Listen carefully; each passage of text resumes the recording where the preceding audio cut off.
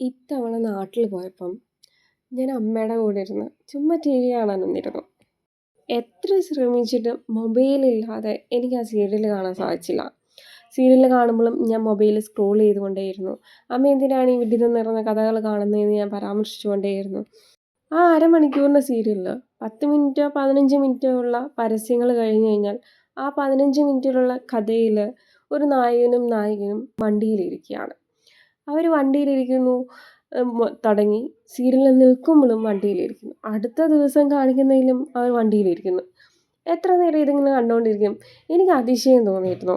മൊബൈലിൽ വല്ലതും ആയിരുന്നെങ്കിൽ 5-10 മിനിറ്റ് സ്കിപ്പ് ചെയ്ത് കാണാമായിരുന്നു.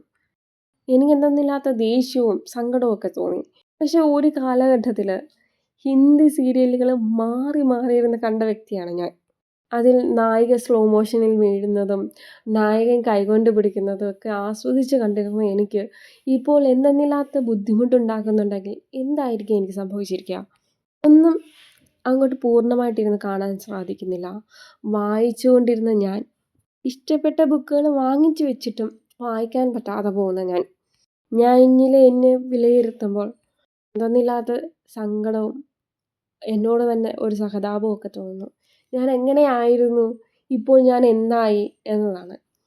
ശരിക്കും പറഞ്ഞാൽ എൻ്റെ ഫോൺ, എൻ്റെ സോഷ്യൽ മീഡിയ നെറ്റ്വർക്ക്സൊക്കെ എന്നെ പൂർണ്ണമായിട്ടും എന്നെ വിഴുങ്ങിയിരിക്കുന്നു, അല്ലെങ്കിൽ എന്നെ കാർന്നു തിന്നുന്നു എന്ന് മനസ്സിലാക്കിയ ഒരു സന്ദർഭം ആയിരുന്നു അത്. ബ്രെയിൻ റോട്ട് എന്താണെന്നൊക്കെ നിങ്ങൾക്കറിയാമല്ലോ. ഈ സോഷ്യൽ മീഡിയയുടെയൊക്കെ അമിതമായ ഉപയോഗം കാരണം നമുക്കൊന്നിലൊന്ന് കോൺസെൻട്രേറ്റ് ചെയ്യാൻ പറ്റാതെ പോകുന്നു.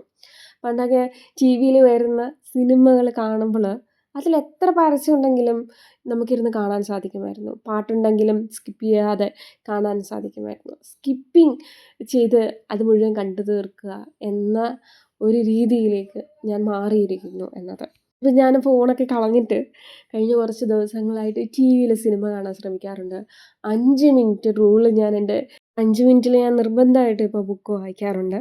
5 മിനിറ്റ് എന്ന് ഉള്ളത് ഇൻട്രസ്റ്റ് ആകുമ്പോൾ നമ്മൾ കുറച്ചുകൂടെ വായിക്കുമല്ലോ. ഇപ്പോൾ എന്തെന്നില്ലാത്തൊരു സന്തോഷവും സമാധാനവും ഒക്കെ ഉണ്ട്. അപ്പം നിങ്ങൾ എവിടെയാണ് നിൽക്കുന്നതെന്ന് അറിയുക. സോഷ്യൽ മീഡിയയുടെയൊക്കെ ഉപയോഗിക്കാതിരിക്കുന്ന എന്ന് ഞാൻ പറയില്ല. പക്ഷേ ഉപയോഗം അത് നമ്മളെ നിയന്ത്രിക്കുന്നതാകരുത്. നമ്മളതിനെ നിയന്ത്രിക്കുന്ന രീതിയിലേക്ക് മാറുക.